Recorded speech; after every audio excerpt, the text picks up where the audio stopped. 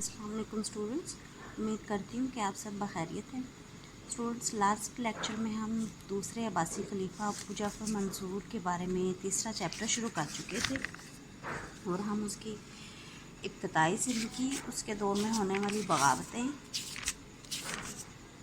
और उसकी शख्सियत और किरदार पर बहस कर चुके हैं। आज हम पढ़ेंगे अबू जाफ़र मंसूर के दौर में होने वाले अहम कारनामे या अबू जाफ़र मंसूर के कारहाय नुमाया, किसी भी तरह से आपको ये क्वेश्चन आ सकता है। अबू जाफ़र मंसूर को एक लंबा अरसा मिला था हुकूमत करने के लिए, तो इसलिए अबू जाफ़र मंसूर को वक्त सल्तनत को मुस्तहकम करने के लिए और उस सिलसिले में पॉलिसीज़ बनाने के लिए और उन पॉलिसीज़ पे अमल दरामद कराने के लिए वक्त भी उसे ज़्यादा मिला। अबू जाफ़र मंसूर ने ज़ाती दिलचस्पी ली और मुख्तलिफ़ सूबों में और सल्तनत के दूर दराज के एरियाज़ तक में इस्तेहकाम हुकूमत के लिए इक़दामात किए। उसने अपने दौर में फ़ितनों और बगावतों का ख़ात्मा किया, शाहराहें पुरसुकून की, अमन व सुकून कायम किया और आम पब्लिक तक भी हर तरह की सहूलियात मुयस्सर हों और आवाम खुशहाल रहें। इस सिलसिले में भी इस तरह की पॉलिसीज़ बनाई गई, जिसकी वजह से हम कह सकते हैं कि सल्तनत को मुस्तहकम करना अबू जाफ़र मंसूर का एक बहुत बड़ा कारनामा था। अबू जाफ़र मंसूर वो शख्स था जिसने काफ़ी हद तक अलवियों की ताकत का ख़ात्मा किया। उनके सपोर्टर्स जैसे अबू मुस्लिम खुरासानी या दीगर लोग थे, उनका ख़ात्मा किया और कुछ लोगों को दूर अंदेशी के साथ अपने साथ मिलाया, पॉलिसीज़ में जॉब्स वगैरह देकर। तो अलवियों की ताकत का ख़ात्मा अब्बासी खिलाफत के लिए बड़ा इम्पोर्टेंट था, क्योंकि उसके साथ ही सल्तनत को ये मुस्तहकम कर सकते थे। अलवियों की ताकत का ख़ात्मा एक और अहम कारनामा है अबू जाफ़र मंसूर के दौर का। उसके बाद देखें, बगावतों का ख़ात्मा हुआ, लंबा वक्त मिला अबू जाफ़र मंसूर को हुकूमत करने के लिए, तो इस वजह से इसके दौर में बगावतें और फितने भी बहुत ज़्यादा खड़े किए गए। लेकिन अबू जाफ़र मंसूर ने ख़वारिज हैं, बर्बर हैं, तुर्कों की बगावतें हैं या अलवियों की बगावतें हैं, उन सब का डट कर मुकाबला किया और सल्तनत को मुस्तहकम किया। अबू जाफ़र मंसूर का एक बहुत अहम कारनामा मालियात को मुस्तहकम करना है, ख़जाना को भर देना है। अबू जाफ़र मंसूर से पहले अब्दुल्ला अल सिफ़ा को सिर्फ 4 साल मिले थे हुकूमत करने के लिए। सिर्फ 4 साल का अरसा बहुत कम होता है सल्तनत को संभालने के लिए, और उसको उसके तमाम, अगर आप नए सिरे से सल्तनत कायम कर रहे हैं, नए सिरे से हुकूमत कायम कर रहे हैं, तो तमाम पहलुओं को देखना उन सब के प्रॉब्लम्स को अटेंड करना आसान काम नहीं है। लेकिन अबू जाफ़र मंसूर के पास तकरीबन 22 साल का अरसा था और इसमें सबसे अहम कारनामा उनका यही था कि उन्होंने मालियात को मुस्तहकम किया, ज़रई पैदावार को बढ़ाया, जो कि उस दौर में टैक्स के लिए सबसे अहम था और हुकूमत की आमदनी के लिए सबसे अहम ज़रिया हुआ करता था। और बेजा फजूल खर्चियों से परहेज़ किया, और जिसकी वजह से इस हद तक ये बताते हैं कि उसने अपने बेटे को ये तक कहा कि मैंने तुम्हारे लिए ख़जाना इतना भर दिया है कि आइंदा 10 साल अगर तुम मेहनत मत भी करो तो फिर भी सल्तनत को चलाने के लिए तुम्हारे पास इतना रुपया पैसा मौजूद है। तो ये एक अहम कारनामा है अबू जाफ़र मंसूर का। उसके बाद देखें, आम पब्लिक के लिए खुशहाली हो, उनको सस्ते दामों चीज़ें मिलें, जो उस ज़माने का सबसे अहम ज़रिया आमदन ज़राअत था, ज़रई एरियाज़ थे। उसने ज़रई ज़मीनों की आबादकारी के लिए, उन तक पानी पहुंचाने के लिए नहरों का बंदोबस्त किया, जिसकी वजह से मुल्क में ज़रई अजनास ज़्यादा हुई, फलों फूलों की बहुतात हुई, चीज़ें सस्ती रहीं और आवाम में खुशहाली आई। अबू जाफ़र मंसूर का अहम कारनामा इल्म व अदब, उलमा व फुज़ला की सरपरस्ती था। अबू जाफ़र मंसूर के दौर में इमाम मालिक, इमाम अबू हनीफ़ा, इस तरह आप देखें दीगर इमाम अबू हनीफ़ा जैसे अजीम शख्सियात ने बहुत सी किताबें लिखी। इमाम मालिक की किताब मोता के अलावा भी बहुत सारी किताबें हैं जो इनके दौर में लिखी गई, और सिर्फ रिलीजियस या आप कह लें कि मजहबी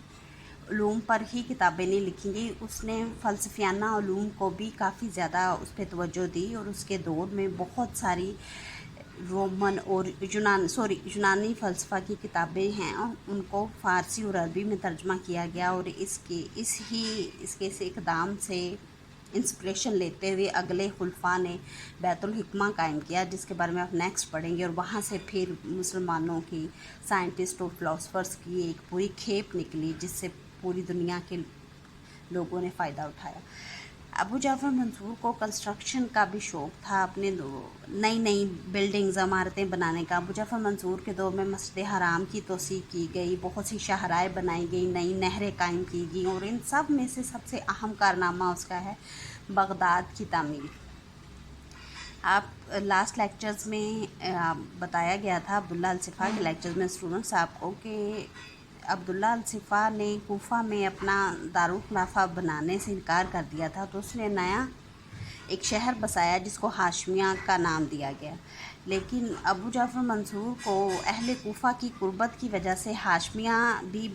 बतौर दारुल खिलाफा मुनासिब जगह नहीं लगा, इसलिए उसने दजला के किनारे एक नया शहर बसाने की कोशिश की, और उस शहर को आज हम बगदाद के नाम से जानते हैं। बगदाद का नाम बगदाद क्यों पड़ा, इसके बारे में दो अहम रिवायात हिस्टोरियंस या मौरख़ीन कहें वो स्टेट करते हैं, हिस्ट्री में थ्रू आउट बयान की जाती हैं। एक तो कहते हैं कि जिस जगह पे बगदाद की तामीर की गई वहाँ पे किसी दौर में मशहूर फ़ारसी शहनशाह नौशेरवां आदल का, जो कि अपने अदल की वजह से बहुत मशहूर था, उसका बाग था, जिसकी वजह से बागदाद से ज़बान ज़द आम होते होते ये बगदाद बन गया। कुछ लोग कहते हैं कि जिस जगह ये शहर बसाया गया वहाँ पे देवता बाग का मंदिर था, और उससे इसका नाम बगदाद पड़ा। मंसूर ने हालांकि इसका नाम दारुल इस्लाम रखा, लेकिन उसके बावजूद ये नाम शोहरत नहीं पा सका, और उसका नाम बगदाद ही ज़बान ज़दाम रहा। अब बगदाद के बारे में मंसूर ने, देखिए स्टूडेंट्स डेट को याद रखिएगा, बगदाद की बुनियाद 141 हिजरी रजब या नवंबर 758 ईस्वी में ख़ुद मंसूर ने रखी, और इसकी कंस्ट्रक्शन के बारे में उन्होंने काफ़ी डिटेल में बताया कि शहर को बड़ी खूबसूरती से बनाया गया। ये अपनी कंस्ट्रक्शन के स्ट्रक्चर के लिहाज से गोल था, इसके इर्द गिर्द काफ़ी सारी डबल फसीलें बनाई गई, इसके 4 दरवाज़े थे, 4 सड़कें थे, ऐन दरमियान में खलीफा का घर था, आसपास फ़ौज और दीगर अहम सरबराहान के घरों के लिए जगह छोड़ी गई है आम पब्लिक के लिए। फिर उसके बाद शहर की दीवारों के आसपास और इस शहर तक पानी की फराहमी के लिए दरिया दजला और फ़रात से ख़ास तौर पे 2 नहरें निकाली गई। अब इस शहर के बारे में देखिए एक आयरनी है कि मंसूर ये चाहता था कि ये शहर जो है फ़ौजी या दिफाई नुक्ता निगाह से अहम बने, और उसने अपने बेटे को हत्ता की वसीयत भी की कि बगदाद को तमद्दुनी असरात से महफूज रखना। और आयरनी आप ये देखें कि मंसूर की वफ़ात के कुछ ही सालों बाद ये नहीं कि उसको ना सिर्फ ये कि तहज़ीब व तमद्दुन से दूर रखने में मसाइल आए, बल्कि ख़ुद बगदाद जो है तहज़ीब व तमद्दुन का गहवारा बन गया। और मुस्लिम सल्तनत या मुस्लिम कल्चर आप देखें उस सिलसिले में कोई नया फ़ैशन है, चाहे तो उठने बैठने के नए आदाब हैं, खाने की नई तराकीब हैं, कंस्ट्रक्शन के नए डिज़ाइंस हैं, फ़िलासफ़ी साइंस से मुतल्लिक़ा कोई भी नई इजादात हैं, कुछ भी हैं, वो बगदाद से शुरू हुई और उसके बाद पूरी मुस्लिम उम्मा और ओवरऑल दुनिया में फैली। अबू जाफ़र मंसूर के बारे में कहते हैं कि ये पहला खलीफा था जिसने अब्बासी खुलफा में से कि जिसने खिलाफत को मजहबी तकद्दुस दिया। अहले फ़ारस से मुतासर होने की वजह से खिलाफत को मजहबी और रूहानी तकद्दुस दिया गया, क्योंकि अहले फ़ारस ख़ुद शाह परस्त थे और शाही ख़ानदान की बहुत ज़्यादा रिस्पेक्ट करते थे। अब इसके नुकसानात और फ़वाइद क्या रहे वो थ्रू आउट द ईयर आप पढ़ते रहेंगे, लेकिन इसका एक फ़ायदा मैं यहाँ पे आपसे ज़रूर गिनवाना चाहूँगी कि अबू जाफ़र मंसूर ने दूर अंदेशी से ये देख लिया था शायद कि सल्तनत में अब दौरान खिलाफत आपके पास इस्तेहकाम और बादमनी हर तरह के आपके पास अप्स एंड डाउन्स जो हैं खुलफा को देखने होते हैं। खिलाफत को मजहबी तकद्दुस देने का फ़ायदा अहले अब्बास को ये रहा कि सियासी क़ुव्वत और अपनी दिफाई क़ुव्वत کھو دینے کے باوجود صدیوں بعد تک بھی بغداد یا عباسی خلافت جو ہے وہ مرکز اسلام کی حیثیت سے قائم رہی. اب نیکسٹ چیپٹرز میں آپ جب دیکھیں گے ان کی زوال کے خلفاء کے بارے میں پڑھیں گے تو آپ کو آئیڈیا ہوگا کہ کس طرح عباسی خلفاء کی گرفت جو ہے ڈھیلی ہو رہی تھی تمام چھوٹی موٹی آس پاس کی ریاستوں پر، لیکن پھر بھی مذہبی تقدس ہونے کی وجہ سے بغداد کو ہی مرکز اسلام سمجھا جاتا رہا. آل رائٹ اسٹوڈنٹ، آج کے ہمارے لیکچر کا دوسرا پارٹ جو سب پارٹ ہم پڑھیں گے جس پہ ہم نے بحث کرنی ہے، یہ بڑا اہم ہے. پیپر پوائنٹ آف ویو سے بھی یہ اہم ہے، ایگزامس پوائنٹ آف ویو سے بھی آپ نے اس کو بڑی ڈیٹیل سے یاد رکھنا ہے. یہ کوسچن ہے کہ دولت عباسیہ کہہ لیں خلافت عباسیہ یا بنو عباس کا حقیقی بانی ابو جعفر منصور تھا. اب اس پر بحث کرنی ہے، ہم نے دیکھنا ہے کس کی آپ نے دلائل سے یہ ثابت کر رہے ہیں. آپ نے بتانا ہے کہ واقعی ہی حقیقی بانی ابو جعفر منصور تھا. بے شک کہ پہلا خلیفہ ہونے کی وجہ سے جب بانی کا نام لیا جائے گا یا بنیاد کس نے رکھی تو تب تو آپ شاید عبداللہ الصفا کا نام ہی لیں گے، لیکن اگر یہ کہا جائے گا کہ حقیقی بانی یا خلافت عباسیہ کو مستحکم کرنے کے سلسلے میں سب سے زیادہ ہاتھ ابو جعفر منصور کا تھا، تو اس سلسلے میں آپ نے دیگر یہ جو درج ذیل دلائل ہیں وہ دینے ہیں. آپ کو ان پوائنٹس کا ذہن میں ہونا چاہیے. آپ کے سب سے پہلا کارنامہ، سب سے پہلی دلیل جو آپ دے سکتے ہیں جس کی وجہ سے آپ کہیں گے کہ ابو جعفر منصور ہی خلافت عباسیہ کا حقیقی بانی ہیں، وہ ہے بغاوتوں اور فتنوں کا خاتمہ کرنا اور ایک منظم ریاست کا نظام قائم کرنا. آپ ہیڈنگ بنا سکتے ہیں منظم ریاست کا نظام قائم کرنا، کیونکہ الصفا کو زیادہ وقت نہیں ملا. 4 سال میں وہ فتنوں سے، فسادوں سے، ان سے ہی نبرد آزما رہا. لیکن ابو جعفر منصور نے جہاں پہ بڑی ہمت کے ساتھ، ذاتی دلچسپی کے ساتھ، اپنی ایبیلٹیز کو پوری طرح سے استعمال کرتے ہوئے سلطنت کا ایک بنیادی جو ڈھانچہ ہے اس کو استوار کیا. پھر دیکھیں ابو جعفر منصور کو 22 سالہ دور میں بتا رہے ہیں کہ اس نے اپنے مضبوط ارادوں کی بنیاد پر اپنے دشمنوں سے بھی اچھی طرح سے نپٹا اور ساتھ میں سلطنت کو بھی وحدت بخشی، جس کی وجہ سے اسے عباسی خلافت کا حقیقی بانی ہی کہا جائے گا.